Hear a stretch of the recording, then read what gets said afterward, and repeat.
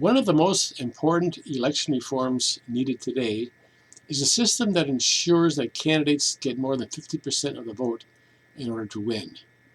As it is now, if there are more than two candidates running, a person can win without getting a majority of the votes. And not only that, but generally a third candidate will split the vote of one party so that the other party wins. If there are three candidates running, somebody can win with as little as 34% of the vote. Four candidates, 26%. Five candidates, 21%. We now have 5 Republican candidates for governor in Illinois. I've written to all of them already about this, but I haven't gotten any responses, so I don't know if they even saw what I wrote. How would it feel if someone wins the primary with, say, only 25% of the vote? Not only is that wrong, it's stupid. How do you expect to get the best candidate if most people in your own party didn't vote for him? We had a mayoral race in Chicago that had 15 candidates in the primary. Nobody got more than 50% of the vote, so they had a runoff. So far, so good. The runoff was between the two leading candidates, each of whom got less than 20% of the primary vote. That means that more than 4 out of 5 voters didn't choose them.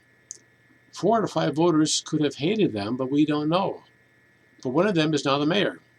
I think the mayor is doing a good job, but there's no way to elect. This is no way to elect a mayor. Alaska is introducing a new system. Their approach has 2 key components. The first is ranked choice voting. When there are more than 2 candidates running, people often face a voting dilemma.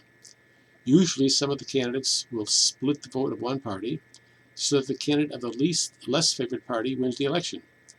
So people are afraid to vote for that other candidate so as not to split the vote and then give the election to the person furthest from their political views. With ranked choice voting, you can vote for that other candidate, and if they don't make it, your vote can go for that moderate candidate, so the vote is not split. That's a major win for our elections. But they added a second component, which I think destroys any advantage that they hope to gain by the first one. They want to have non-partisan elections. Instead of each party having their own primaries, they would have a general primary, and the top 4 candidates would meet in the general election. Their thinking is that this will force candidates to try to appeal beyond their base, but that's what they do in the general election anyway. So this is not really a valid argument. But what it does do is to conceal the candidate's political party. Is that important? Well, yes, immensely important. Why? Because political parties today are divided at the very foundation of their beliefs. Every candidate will talk about creating jobs and boosting the economy, but each party will have totally different ways to achieve those goals and totally different ways to evaluate their success. Our 2 major political parties have 2 totally different visions for our country, its priorities, even its history.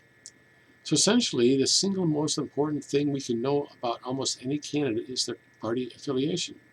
Look at Congress right now, where the Senate is evenly divided between the 2 parties, and they can't pass a thing. The bigger reason why this isn't happening is that most bills are so large that they contain dozens of things that people will disagree on. So you can't even debate the bill, but that's another issue. But the divide in the Senate illustrates the vast divide in political thinking in our country. Remove the party labels when choosing, say, senators, and they will often look alike in the promises, but when they get to the Senate, they will divide according to the general direction each party is heading. To allow candidates to run for office, whether it is for a local school board or governor of a state, without declaring a political party is actually political deception under the guise of bipartisanship and trying to gain broader appeal. Ranked choice voting is essential in electing the best candidates for any office. Knowing the candidates' party affiliation, meaning their political philosophy, is also essential in electing the candidates that people really want.